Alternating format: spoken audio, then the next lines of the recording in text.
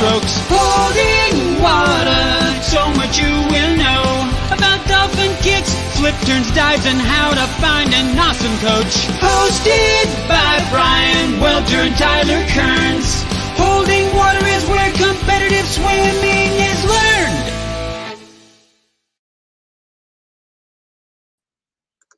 What's up out there, everyone? We hope you guys have had a great week. Welcome back to Holding Water, presented by Commit Swimming.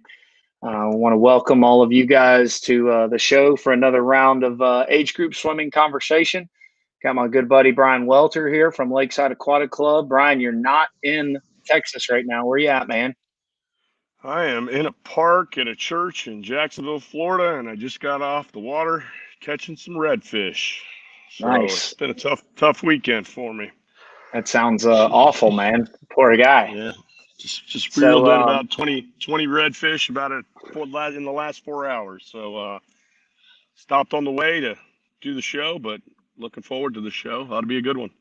Awesome, man. Well, guys, for you guys that are out there, we're very fortunate to have a great partner in Commit Swimming, and just wanted to tell you guys a little bit about them. We've got a feature coming up where we're going to show you a little bit more about them, but Commit Swimming is a software that's designed for coaches. It helps you manage your team's training and performance. Commit is trusted by thousands of coaches around the world, elite training centers, NCAA teams, high school, swim clubs. 89 different countries use Commit to write their swimming workouts. When these coaches are asked about their experiences with Commit, it's clear. Teams change for the better when they start using Commit. Go to commitswimming.com today to learn more and sign up for your free trial. You'll be blown away by the power and simplicity of Commit. So for you guys that are out there that have tuned into the show regularly, we have we normally have a guest or two on the show, swim coaches from around the country. And this show is going to be a little bit different for us because Bryan and I are going to lead a lot of the content on today's show. But I want you guys to stay tuned because we do have a guest for you guys coming up in a little while. We have a certified strength and conditioning coach that's going to join us today to talk about Dryland training for age group swimmers. I think it's one of the biggest components that everybody, there's our buddy Joe down in Clearwater at a meet. It's one of the biggest things that swim coaches have had to get good at during coronavirus and COVID and quarantine. So you know, it's an essential part of swimming right now to continue to progress. So stay tuned for that. That's coming up in the show. So Bryan, what do you want to talk about today, man?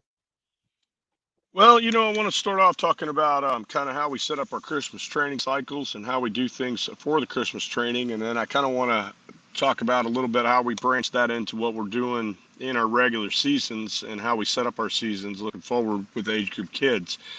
And I guess I'll start it off a little bit. For me, Christmas training is just an opportunity to get kids in the water on the same type of training cycle that we're doing currently during the school year or during the summer. I'll add a couple extra practices in and try to get them some extra rest. But I got away from doing the 100-100s, and I got away from doing the big volume Christmas training, and we just pretty much stick with our regular cycle. We just try to add in a little bit more. We might do a couple longer workouts just to develop a little bit of toughness going into some of the breaks, but for the most part, we stick with the standard threshold aerobic cycle all the way through. And we try to remain somewhere around the normal volume that we would be doing in a normal week. Part of that is because I feel like coming out of that, and Tyler, you and I have talked about this at length, but coming out of that, when the kids go back to school, if you put a bunch of work on them for that 2 weeks, when the kids come back to school, it's almost impossible for you not to have them rested for the middle of January, just based on the number of practices that they're doing. Unless you're going to bring them in 4 mornings a week for the first 3 weeks of January while they're in school. You can't get 9 workouts in a week with age group kids during a school year. So probably in 2005, I decided that we were going to go back to just doing a normal training cycle. And my opinion of it is that, number one, the kids, when you do the traditional Christmas training where they know they're just going to get pounded, they're not excited about it. By about the 4th day, kids stop showing up to practice. Kids are complaining all the time. If you do a normal cycle and you mix in some extra stuff, like we'll put some pulleys in there, we'll do some different things with weighted fins, we'll do some stuff like that, just to kind of try to keep things interesting and keep them engaged. That's the biggest thing for me. What do you like to do with them, Tyler?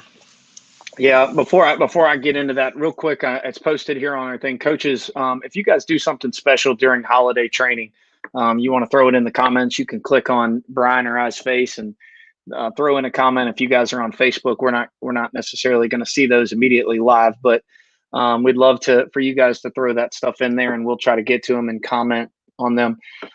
Yeah, Bryan, you and I, like you said, you and I have talked about this. I was talking to Ben Davis up in Huntsville earlier in the week, and I think one of the things that you already hit on is that you're almost going to put them in a rest phase if you come in and throw a bunch of extra volume and a bunch of extra craziness at them during that time, because when they go back to school, you just cannot maintain that level of stimulus and training. So for me, one of the things that I've tried to do is, like you said, stick with our regular schedule. And I think there's really two ways to address it. If you want to add more or do more, certainly you can always add an extra workout because they're not in school. But one of the things that I've actually experimented with and have good success lately is maybe not necessarily adding a second workout in the day, but making that workout a little bit longer, where we can do Dryland and then we can do our swimming, or do our swimming and then Dryland, without having to feel like I've got this really, really tight window to get all of that into. I try to encourage all the athletes to take advantage of, really during Christmas training, the thing I look at, you can make big benefits strictly on they're getting extra sleep, or they should be at least, because they don't have to get up first thing for school. They could have a better nutrition and hydration cycle. They're not going to be exhausted and be out of energy because they haven't been at school all day when they come into your workout. So they should be pretty refreshed. And then their recovery could be even better because they have a little bit longer period of time in between workouts. They can get the food that they need and the nutrition immediately following the workout.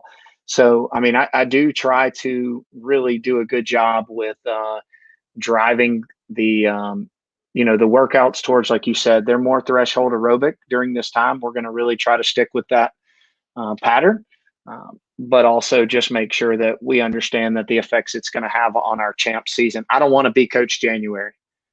I don't want to be great the second week in January. I almost said Mr. January, but I didn't want the conversation to go somewhere else. But I don't want to be Coach January. I don't want to be great in January and just travel 4 or 5 hours in February or March and just be awful because there's just not enough of a block in between to get better. Is that kind of what you're thinking too? Yeah, so I picked up on something there. So you said you don't do doubles, you go a little bit longer. So I guess the question is for me, I do the opposite. So what I try to do is I try to do some doubles in there. I'll usually go double, single, double. Double, single, single. So we'll go a double day and then a single day, then a single day. And we'll go through that pattern usually with the age group kids, because generally most of the senior coaches I've worked with have gone double, double, single. Yeah. So I feel like that's a nice progression towards what they're doing.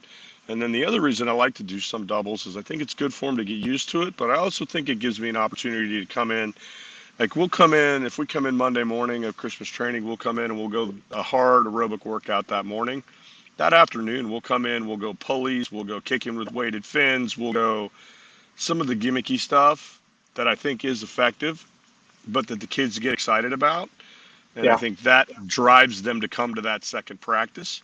And then having said that, and then I'll let you kind of retort, but having said that, I also found that during the COVID phase, I had a lot of 2-hour and 15-minute practices because of just that's the way we had to do it. Like my kids were driving 45 minutes, an hour to get to workouts. We had a limited amount of pool space. So I had to do a lot of 2-hour and 15-minute workouts. And what I found was that even trying to keep the yardage down, I was still getting up over 7,000 just because I had that kind of time. And I felt like we got pretty dinged up. I was pretty happy when we went back to 2-hour practices, because I feel like from that 11 to 14-year-old developmental range, 2 hours is about right. You start going over 2 hours, unless you got some really gifted girl distance swimmers, and Yeah. maybe a few overdeveloped boys. I feel like you're getting into kind of a dangerous point where you're starting to ding them up a little bit. And if you push that too far, or if they're not honest with you, you can hit some setbacks there. Yeah, I mean, So I don't I know. definitely see that for sure. I'll start by saying I don't ever go over 2 hours with my age group kids in the water. It's just I may add a 30-minute block so that we can get the dry land done. In addition to, I tend to add more of a dry land phase during this time, to where we're focused, and we're going to talk to a dry land coach later in the show. So you guys stay tuned because we've got a dry land certified strength and conditioning coach coming on. And my main thing is I use that dry land as we take our time and we can really do the injury prevention stuff. We're going to go through and really get some anterior and posterior chain work, not just the typical dry land, exercises. We may do a little bit extra there. And I tend to slow down, like you said, kind of what we do in the water. Maybe we'll spend a 15-minute block on backstroke starts, whereas that wouldn't be something that I would be able to program in on a regular week, where I can just comfortably say we're going to spend 15 minutes straight up on nothing but this, and we may not get hardly any swimming done, but I'm going to talk a lot. And I've gotten really good at talking since we started this podcast. So I've tried to think of it that way. And then the other side, for you guys that are out there, Bryan and I are on very different teams. We're a small team. So Bryan, how many of you guys have active in the water right now?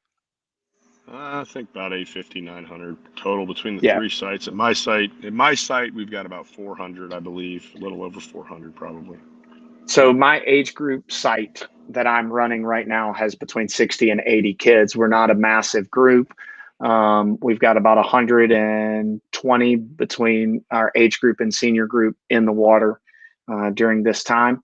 So for me, one of the reasons I have not gone back to the double workouts is simply because having having a workout in the afternoon. I just got a comment in there. I know that girl. I know that girl. Yeah, you met her before? I know that person. So having that second workout where maybe 3 or 4 kids can't get to it, not getting the best kids the opportunity to get together and compete over a Christmas training cycle, just makes it hard if I have a really good workout. That's the second one, and they miss some of that. So That's one of my girls there. that's one of yours right there. We got people jumping in today. Love it. So, hey, real quick, Bryan, I don't want to interrupt this because I do want to come back to the Christmas training, but I'd be remiss. I know we need to jump into. We do have a workout for you guys that are out there, so want to jump into. Yeah. I've got a main set that want to show you guys today.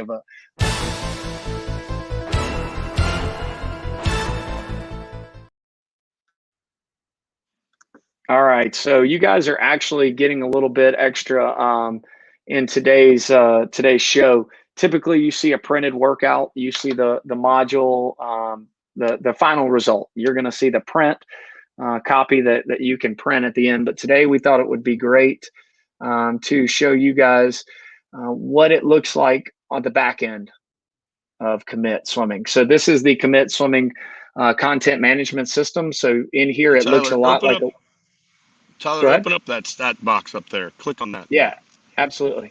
So in here, over to the right where my cursor is now, you're going to see a statistics where it breaks down kind of each of the strokes, the type of work that you're doing here. This happens to be a really big kick day, the intensity that you're doing, and any kind of equipment that you may program in.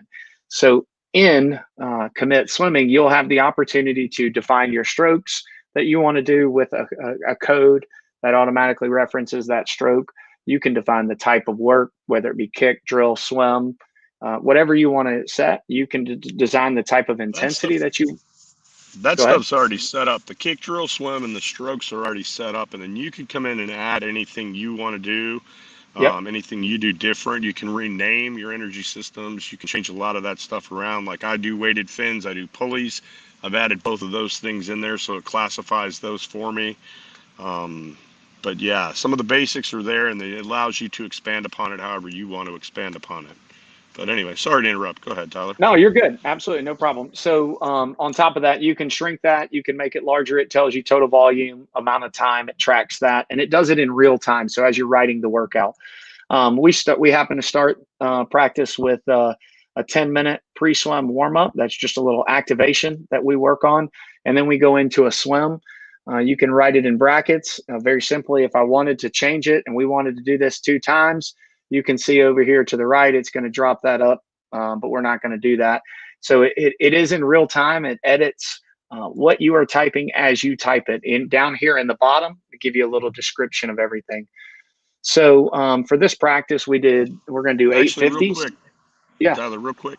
One thing that you guys, if you are going to try out commit and you're going to play with it, one of the things that you need to know is, Tyler, go up there to the 100 on 130 choice with your 400 water dolphins plus 2 cycles fast. Yep, So right here. there. Right here, you see he's got a bracket there, and it's a regular bracket. You've got to make sure anything that includes numbers or that includes any kind of 25 fast, 25 easy, things like that, that you put them inside of regular brackets. Yep. Because it will not read inside of the regular brackets. So anything you write inside of brackets is invisible. So if you try to write in 25 kick, 25 swim, the mathematics in the program try to add that into the 100. So you're going to end up, your math is going to be off and your time is going to be off if you don't put that into brackets like that. So that's just a little user-friendly tip. That's one of the things that made this program really take off for me once I figured that out. So, yeah. All right, go ahead. Sorry. So we're going to go 825s, where the first 25 is freestyle, moderate, just focused on good distance per stroke. And then the second 25, we're going to try to build that reverse IM order by 50. We'll jump in, we'll flip that and go 825s IM order, where one of them is technique and distance per stroke. Second one is build. And then at the end of every 25, we're going to put our hands on top of the wall and we're going to press out to the top. So we'll do 5 press out to each wall there. And we'll go from that into a set we've actually talked about on the show before. This is an underwater kicking set that we do pretty regularly. Try to incorporate it at the end of warm up. So it's got some initial speed in there as well. So what we'll do is we'll do 100 on 130. You pick the stroke that you're going to do, and you can change it up by 25. So you could technically go 100 IM, but you're going to start every 25 with 4 underwater dolphin kicks. Then you're going to go through 2 cycles fast. Then you'll go 275s, adding an extra underwater dolphin kick, 350s, 425s. So you can see as you go through, down here where the 100 pace, you can see it calculates the 100 pace intervals that you're going to go through, and it'll tell you the total time of 20 minutes that this set is going to take. I like to program in my breaks because I'm OCD, and I like to know exactly the amount of time that we're going in, so that when I do a printout at the end, that's all included. We have a little long axis stroke development set that we do, where we do your choice of back or free by round. What's up? Click on those 250s, the second set of 250s there. Let me see what it says on your line there. Yep. Click on the end of the line. Right here? Yeah. I'm a little surprised that your 25s didn't mess up your totals, but that's interesting. They may have changed it to where those parentheses work too. Yeah, so if you break it up and it's exactly half of whatever this distance is, it will calculate that for you as you go through. So is that what it is? It's got to be half. Yeah, it's got to be equal distance. So you can't break it into thirds and things like that. I always do odds and evens, and it works for that. Yeah, it does. It definitely does.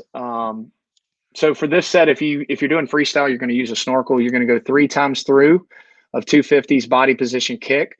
Just good moderate effort, trying to keep that spine in line, really trying to drive the kick, keep our body up on the surface. Then we're going to go 250s. I can't tell you how many times we've talked about catch-up drill, especially in backstroke on this show, since Mike and Nick talked about it, episode 2, way back in the past.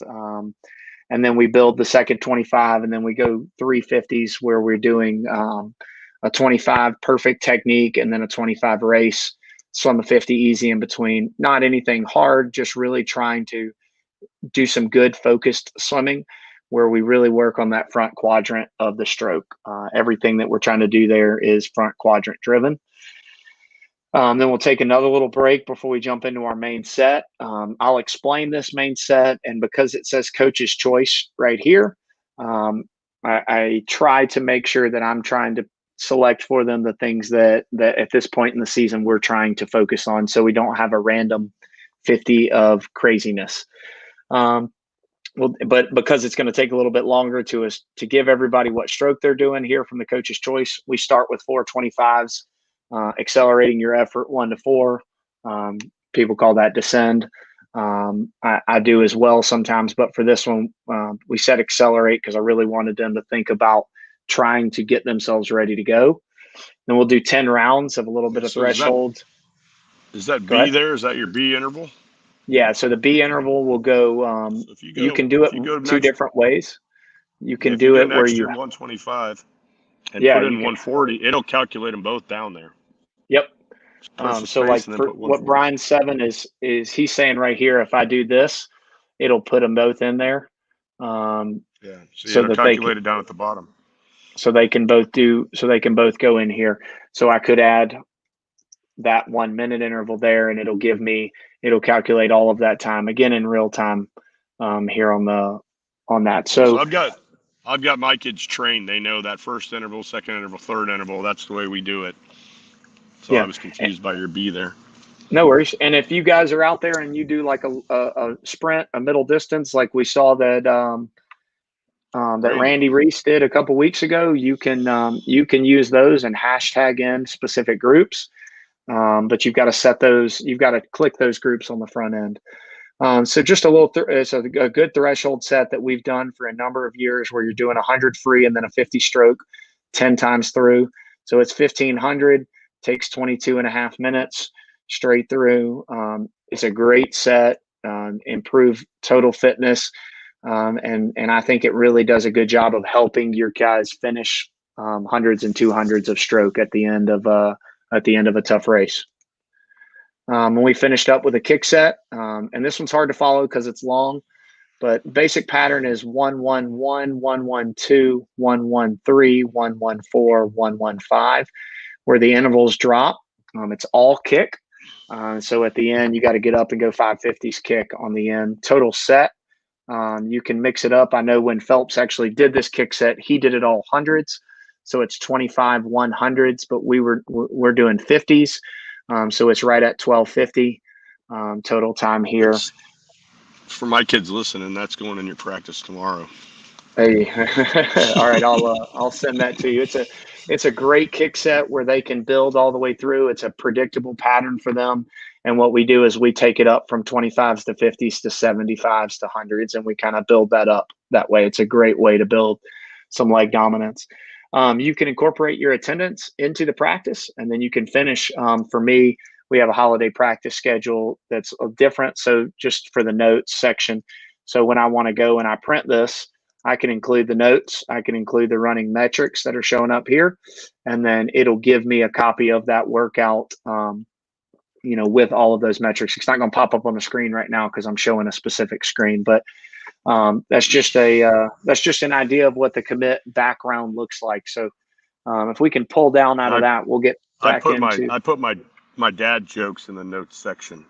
You put your dad joke of the day in there? Yeah, I had a good one Wednesday. It was what do you call a snowman's temper tantrum? What you got? Meltdown. Wow.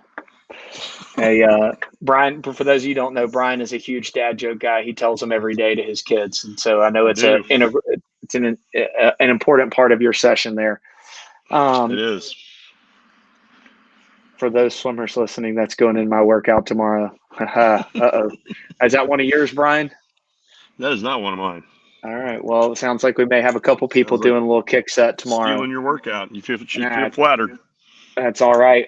It's not mine. I have taken everything that I know from people around the country, just having an opportunity to learn from them. But I want to dive back into the conversation around setting up kind of how Christmas training plays forward towards your championship season and not knowing what that looks like right now. Bryan, what are you hoping for your Christmas training does for your champ season? So I'm gonna take it a little bit further for the short course season, just because I had an interesting situation this past season with the COVID stuff and just with the way our meets are set up. I think you got to start your season when you come back, and you've got to have a goal of December or November or whatever it might be. And then especially with the age group kids, because I don't think that they're old enough and mature enough and understand long-term commitment, and it's way too much instant gratification. So you got to find the balance between keeping them interested, but also keeping them focused on a long-term goal. And I feel like December and March are two really good places to put those goals.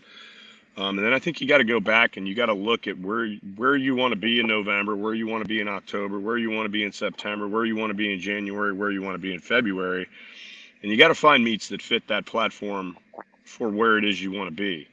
Because I think you want to make sure that your December meet and your March meet are not anticlimactic to what it is you're trying to do, and that they fit into your training model and your training plan the way that you need them to fit in.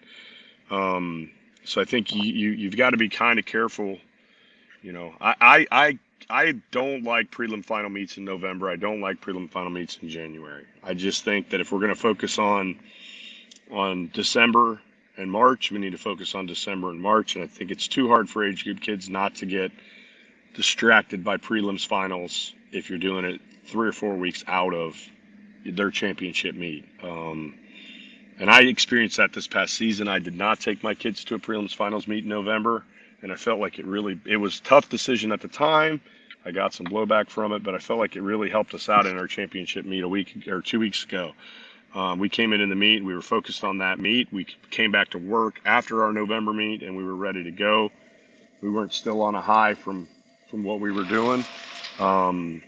So I think that's important. I think that's the first step.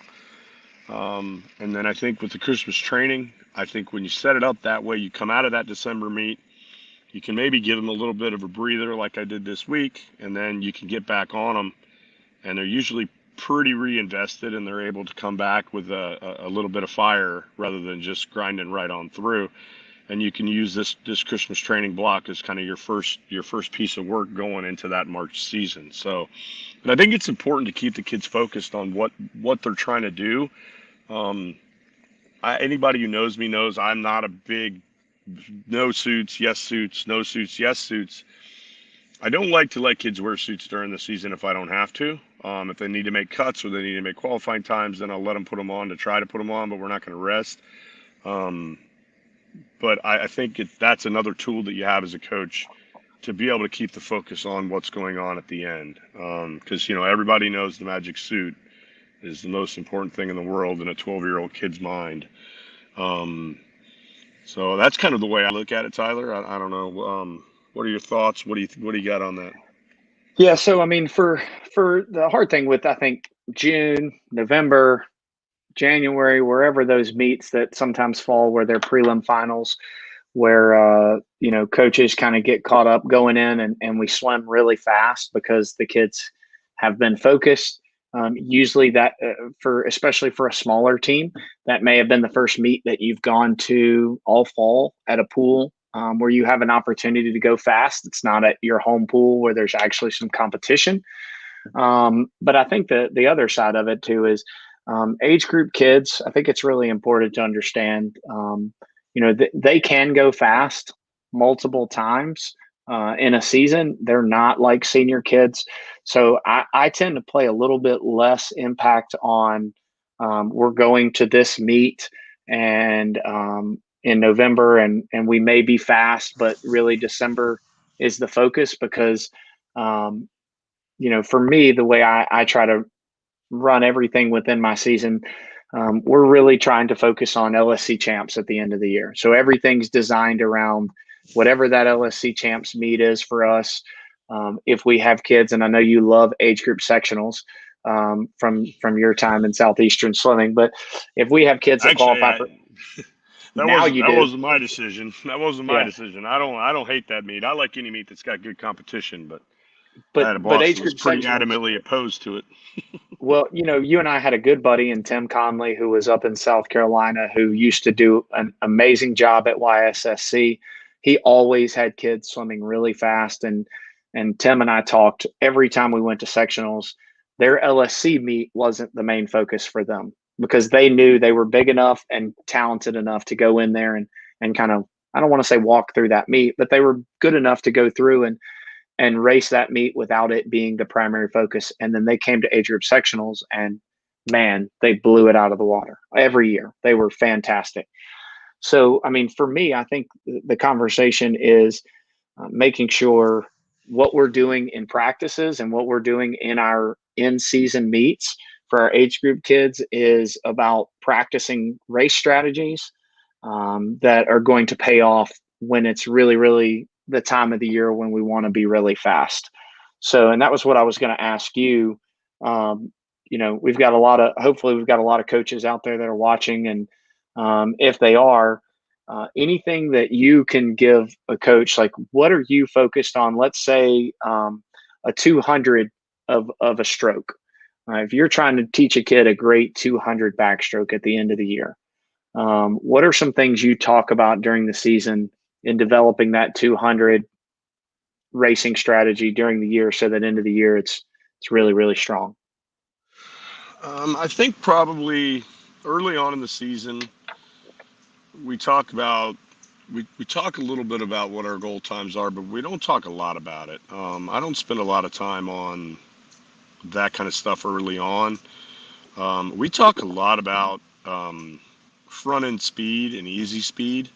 If you want to go 210, 200 back or 200 fly, if you can't be out comfortable in 30 roughly, Yeah. 31 maybe at the slowest, you're not going to go that. It doesn't matter how good your back half is if you're an age group swimmer. It just isn't going to happen. I mean, 32.5s is going to get you 210 roughly.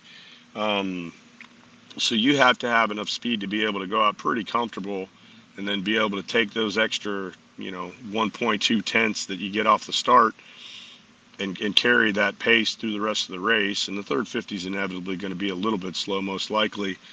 So we talk a lot about that front end speed, being able to be fast enough. And then as we get closer to the end of the season, we'll start talking about specific paces. If you can't be going, and we talk about it at meets a lot too. Like in the 100 fly, if you're trying to go 210, 200 fly and you can't be out in 28.5 in the 100 fly, 28.2 Yeah. in the 100 fly, you're not going to go 210 in the 200 fly. It's just not going to happen. The math doesn't work.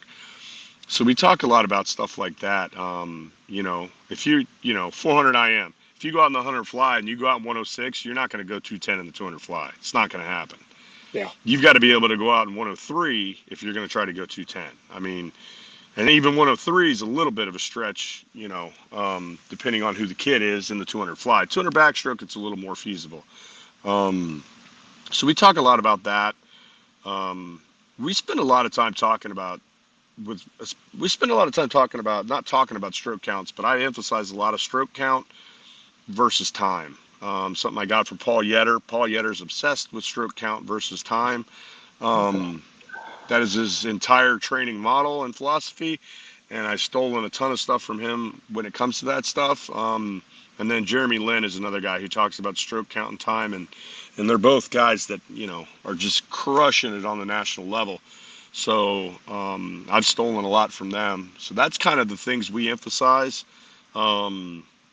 And then in practice, we just spend a lot of time talking about swimming with good technique. If things start to break down and we start to get vertical and fly, or our head starts to come up in backstroke, or our tempo falls off in backstroke, we try to make sure we correct that immediately. We don't want to swim threshold sets wrong. We really don't want to swim anything wrong, but we definitely don't want to swim our threshold pace stuff incorrectly, taking extra strokes. I don't want to teach you to fall apart at the end of a race. That's not what I'm trying to do. So that's kind of what we look at. As far as general race strategy, I mean, like I said, that 25 350s and then a 25 is kind of the way we do it. It's 25 easy speed, making sure you're breathing, not getting on the legs. In the fly, actually, it's the opposite, trying to ride the legs a little bit more, trying to keep the hips involved, not put a lot of pressure on the arms. And then it's pace plus 1 or pace plus a half, depending on how you want to do it. And then the second 50's pace, and then the third 50's pace minus 1 or minus a half. And then a 25 all out, get your hands on the wall. And we do that set a lot, and that's the strategy we take into all the 200s. 200 backstrokes, sometimes we will just go for it. because you do get to breathe the whole race. And generally, good backstrokers, their technique does not fall off. And if you listen to Lochte and Grievers and Ryan Murphy, and I had a girl, Kaylin Brooks, that's at Kentucky now. When you ask them how they swim the race, they're like, 200 backstroke sucks. You just got to go. Yeah. You just got to go. And that's the only race that I really think you can do that in, because you do get to breathe the whole way, and because your body position generally does not change that much. So that's kind of what we talk about. It's good stuff.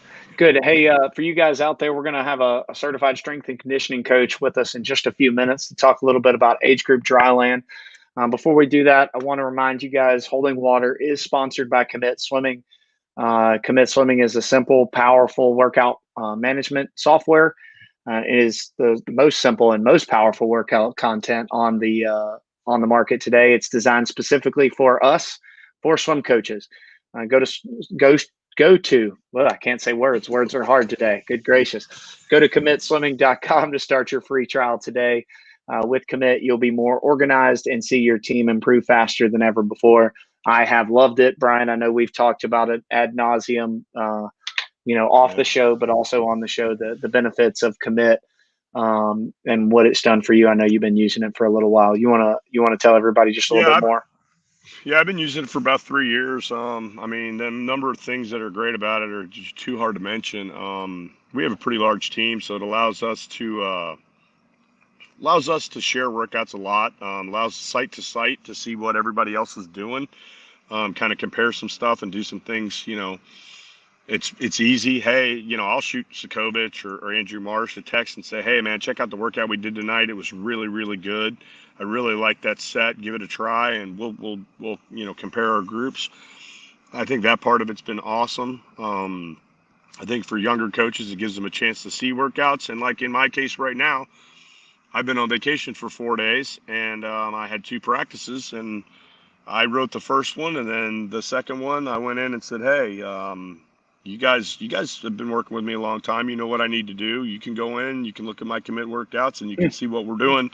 And if you want, pull some sets. You could piecework and practice together, but I want them to go this, this, this, and this. And I gave them some objectives, parameters, as far as what they needed to do from the energy system standpoint. And they went in and put together workouts, and they were able to do that easily with, cut and paste and just being able to put it in and look at my intervals and look at everything that I've been doing, so that they could get an idea of what it is we were doing.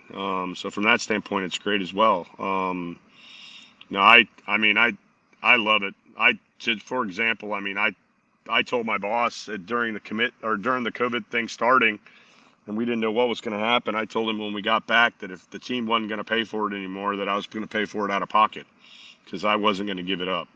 And I think all my other coaches said the same thing. And so the team made the decision to prioritize Commit as one of our things that separates us, so we're definitely invested in it. We really like it.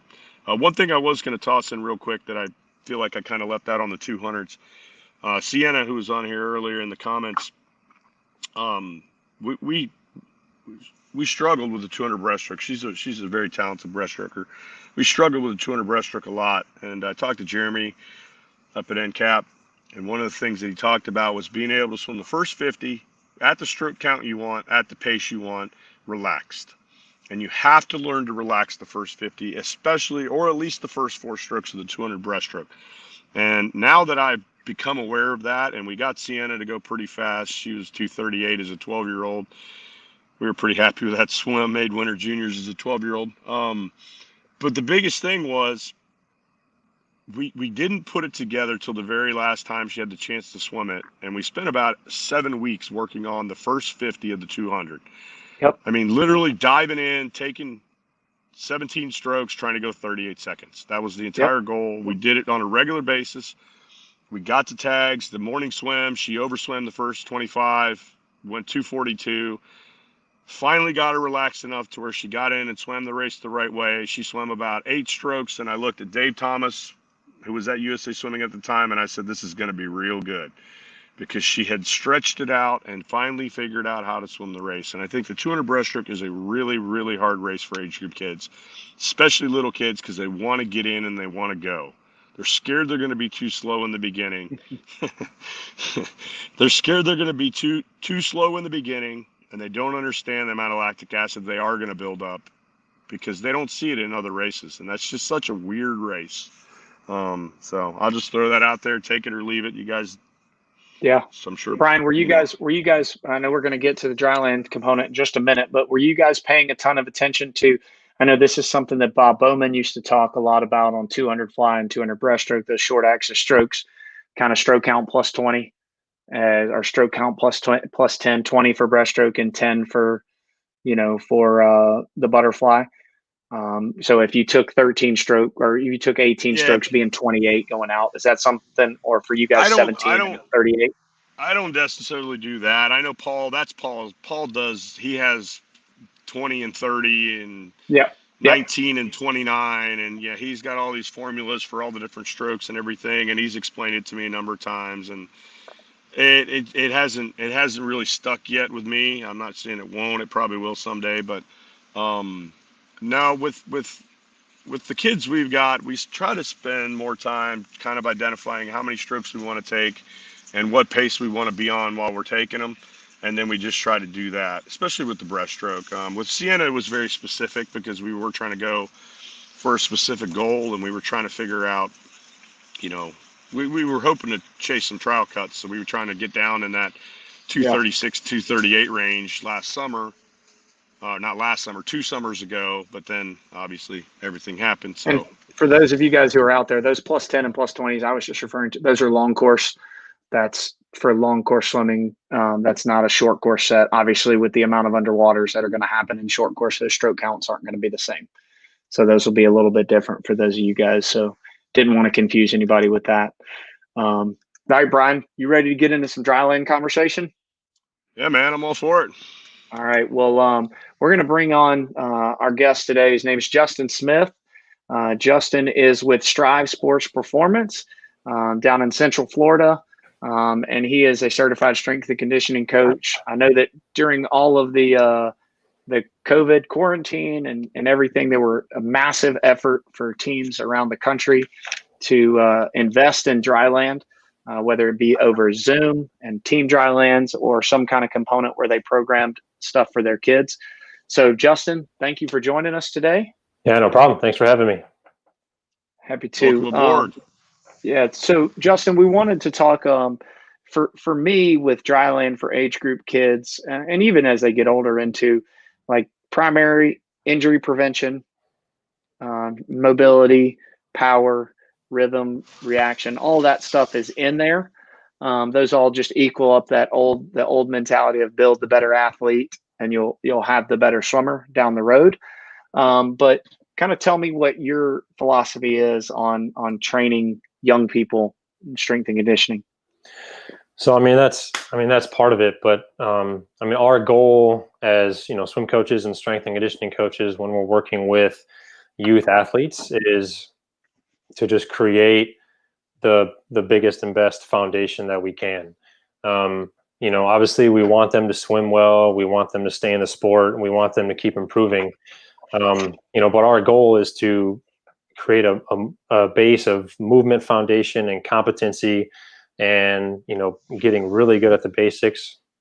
So when they get to a little bit higher level, when they get into high school swimming, and as they get to be a senior, and then hopefully even into college, they have a really good foundation. And then when, a lot of the weights and other, getting in the weight room using barbells and kettlebells and extra kind of getting more advanced techniques, then they can keep progressing. The last thing I would want to do is throw the whole kitchen sink at an age group kid and advanced all kinds of this and that and periodization and a million different exercises. And then, it's not going to be very beneficial for them in the long run. And, once they get to those high levels, you can't really add on more complex things because they've already kind of been exposed to those. So, you want it to be a very slow progression, have them master the basics very, very, very well. I always like to say, just get savagely good at the basics, especially when they're young, and have them move well, their technique on point. And that kind of sums it up for the most part. Keep it simple. What are the basics? So the basics are, just moving well is number one, technique. So when you're teaching an athlete how to squat, when you're teaching an athlete how to do a hip hinge or a push-up or pull-ups or any kind of core stability stuff, like those kind of basic movement patterns are going to be, that's what forms your foundation. So basically a squat, a hinge, an upper body push, an upper body pull, and then a lot of core stability work. And we can get into what all those 5 different kind of main movement patterns are. But, we want to create a really good base of those, and our technique has to be number one. So before we get into touching a weight, before we get into, adding speed or adding, power, we need to create that foundation of those kind of basic movements. And then from everything from there, then we can build everything from there.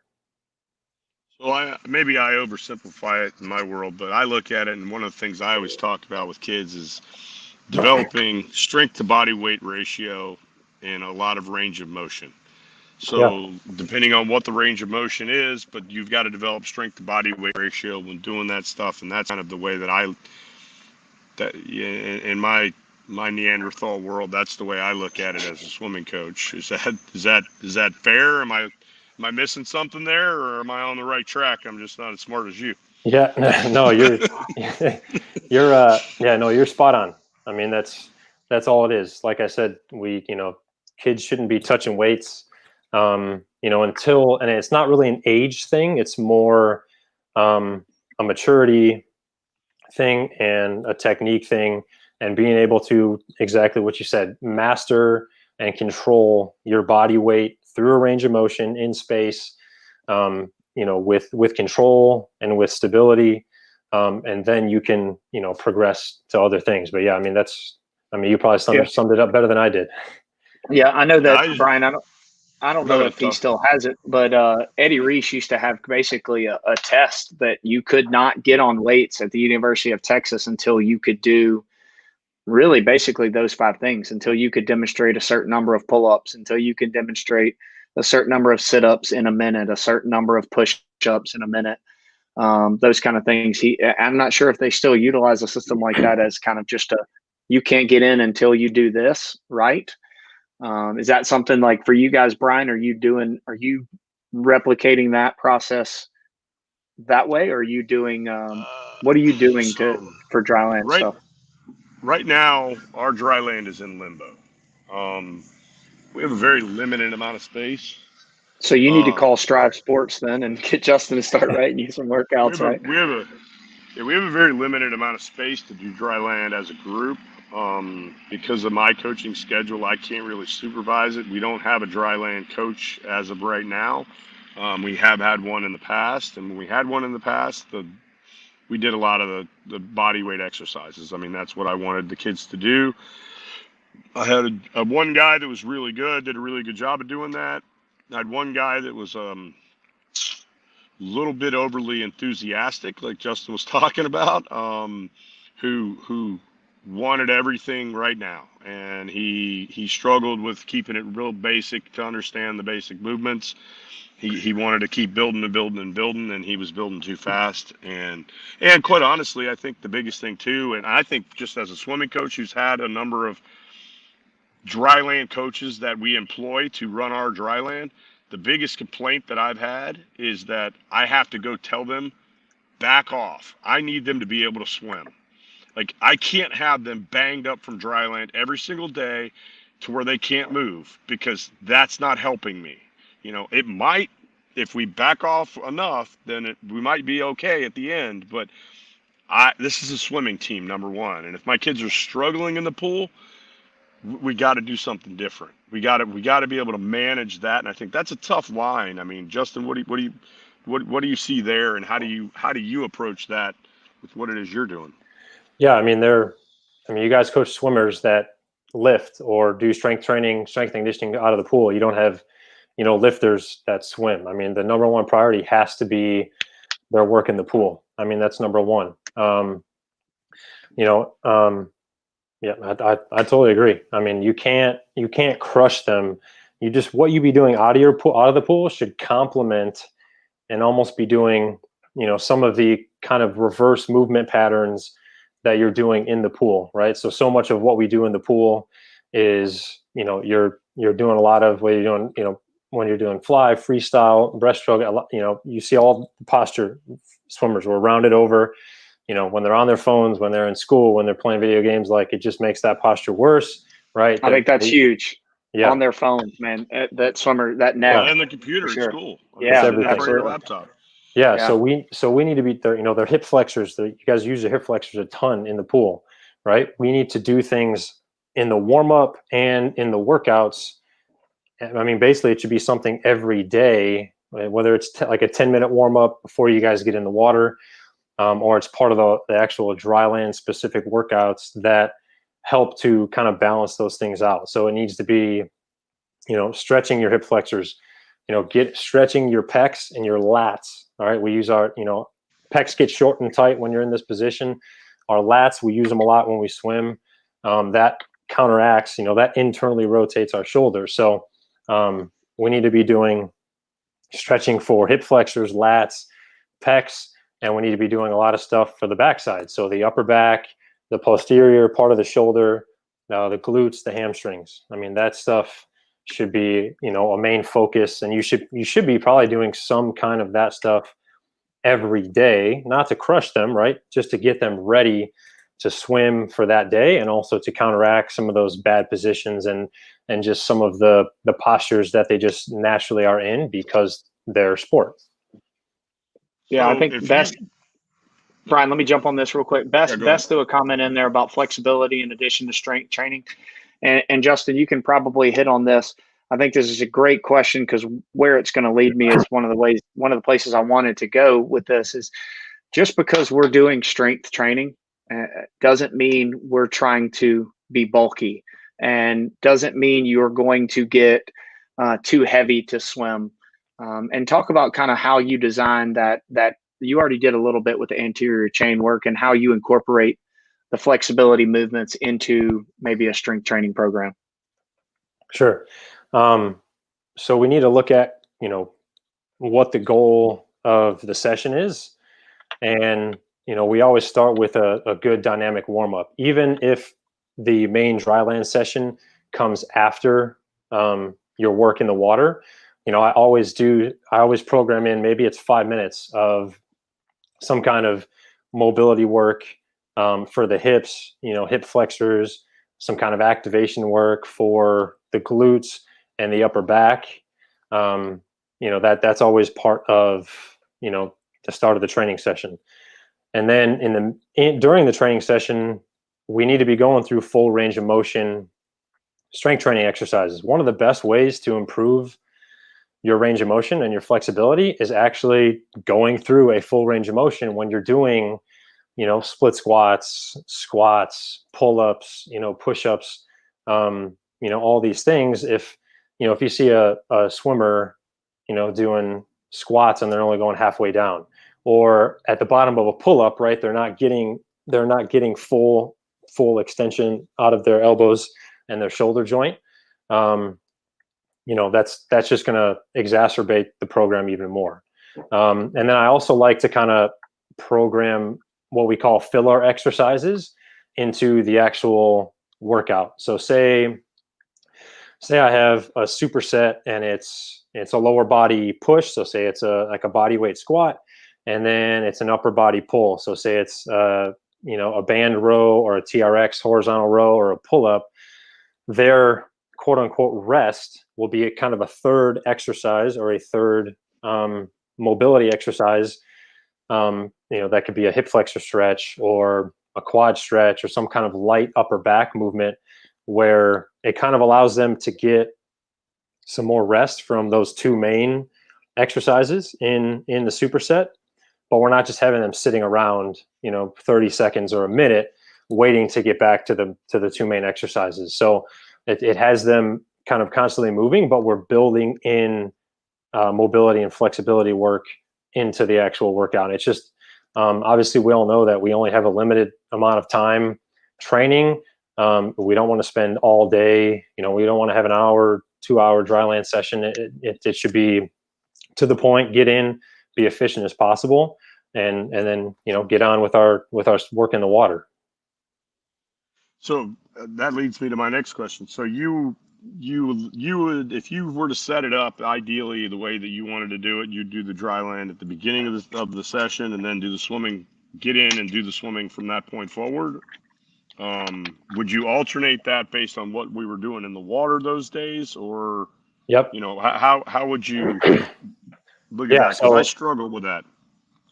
Yeah, so it has to be communication with the coach. You know, if you're working on something very technical in the water that day for that workout, then I would do some kind of short, 8 to 10 minute kind of activation mobility warm up session before you got in the water. So they're primed and feeling even better than when they walked in the door to do their main work, their main technical work, or main speed work, or whatever you have high intensity stuff planned for that day in the water. I don't want to, have a dry land session, and I can program it to be easier or harder, but I would rather the main focus has to be that day in the pool. And then, then after that, we can do some dry land stuff. Maybe it's 30 minutes, maybe it's 45 minutes, whatever you have time for. But if, if it's going to be something different, if the coach wants them to get in the water, maybe a little more fatigued, or maybe working on some other aspect that they don't have to be so focused on technique, then yeah, I have no problem with putting it beforehand, but the whole time being cognizant of the fact that, their focus should be in the water. We can still get after it on dry land, but do it in an intelligent way where they're not crushed when they hit the water. Yeah, I think we see a lot of stuff on, especially now that social media is so big. Everybody wants to post this really impressive series of exercises that are just super complex. And I see like a 10-year-old, or not a 10-year-old, maybe like a 12 or a 13-year-old doing push-ups, and their elbows are way up here, and they're just getting all into their rotator cuff, and they're doing, 30 seconds of max reps, and then they're jumping in and going 100 all out, and then climbing out and doing, just a lot of different things that may look really neat on social media and all of that stuff. But, the bill always comes due when you have things like that at a certain point. Bryan, do you feel the same way about some of that stuff? Yeah, I don't really pay that much attention to a lot of it, just because I feel like a lot of it's just for show and to get hits. And I don't care much about that. So I keep my stuff pretty basic when I'm running it. We don't get real complicated with it. We try to do, like Justin's saying, basic exercises, try to develop strength to body weight ratio, try to make sure we've got good range of motion. I'm still not convinced with the dynamic warm-up thing. We played with it for a while. I played with it a couple different times. I never really noticed any difference. I never really thought we got much out of it except for wasted 10 minutes, but I may not have committed to it enough. I'm guilty of that in a lot of things. But I do like the, I like the idea of being able to do it before or after and making it incorporated into the swimming stuff. That's one of the things I've tried to do, but like I said, we haven't been doing it lately. We're going to try to bring some of it back over Christmas training, but I don't know how that's going to go with the COVID stuff. It's so hard, especially in a small weight room, to social distance. And now it's getting cold, so we can't really be outside because it's in the 40s, and I'm not going to have a bunch of either dry kids that are going inside to swim or wet kids that just swam outside in 40-degree weather. And they got to be 6 feet apart, so they're spread out all over the field, and I can't keep an eye on them closely. It's just there's a lot of tough parts of dry land right now, so I don't know how I'm going to do it. I got to think about that over the next couple days. Yeah, back to Florida. Hey, why do you think I'm here right now?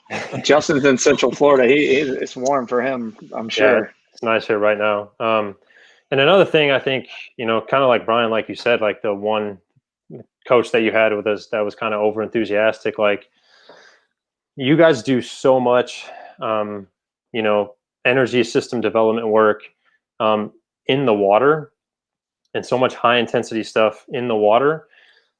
The dry land should almost kind of be the opposite. Like we talked about with the movement patterns, the energy system stuff should be kind of the opposite. You should be working higher quality stuff, a little bit slower paced, making sure like the quality is high, the technique is on point, the range of motion is really good. It's simple, because you don't want to do like a CrossFit style workout or some kind of like 10 exercise circuit that's, like 30 seconds of this and as many reps as you can of that, because then the quality just deteriorates. So I think that's a big thing that some people miss out on, strength coaches and swim coaches a lot, is that, a lot of the Dryland work, especially at the younger age, should be a little bit slower. I mean, maybe 5 or 6 exercises, and just keep the quality really. What really were those earlier? Justin, you said some of those earlier. You said a squat, a hip hinge. Yeah. So a squat, a hip hinge, which is a Romanian deadlift. It's kind of the basis for a lot of athletic movements. Just learning how to keep a neutral spine while hinging at the hips, and bracing your torso and not bending from the spine. I also like to throw like a single leg, so like a lunge variation or a split squat variation in there is awesome. And then like an upper body push, an upper body pull, and then all your stability core work. Those are like kind of my 5 or 6, kind of 5 or 6 rocks. And you should, I think if your program is done well, all of your swimmers are going to be at slightly different levels. So if I program push-ups in, I need to have a regression. So a way to make it a little bit easier for those who can't do a great push-up on the floor. Maybe that's elevating our hands on a box or a bleacher or a chair or even the wall. That's probably like the farthest we go. And then you need a way to progress it and make it a little bit more difficult. And as your swimmers get more proficient in that movement and their technique is on point, there's a bunch of different ways to make exercises, more difficult, progress them, by changing the tempo. So either slowing down the lowering portion, adding pauses in there, changing if you are holding any weight, changing kind of where you're holding it, whether it's here or at your sides. There's a lot of different ways to progress exercises without just going heavier. So I really wanted to hammer that home. Yeah, and I know some of our conversation, Justin, has been around like eccentric push-ups and eccentric squats, where kids are slowing that downward movement and are holding at a certain pace. So I think that's really important for coaches to realize too. You don't have to necessarily add weight to make it challenging or beneficial. Mm-hmm. There's lots of different ways, like you said, to progress that. Yeah. All right, Bryan, we're running up. We're over an hour, man. A lot of great stuff today. Justin, thank you for being here with us today. Anything before you go you want to share? Or Bryan, same thing? No, I'm good. I appreciate you guys having me on. And it's awesome. I love the podcast. I'm good too, man. Thanks. I got to get back to Gainesville and cook some redfish. Hey, drop some off here in Mobile on your way back to Texas, Bryan. You ought to be able to get them yourself. You got plenty out there. There's plenty out here. All right, everybody, have a great week, and we'll see you guys soon.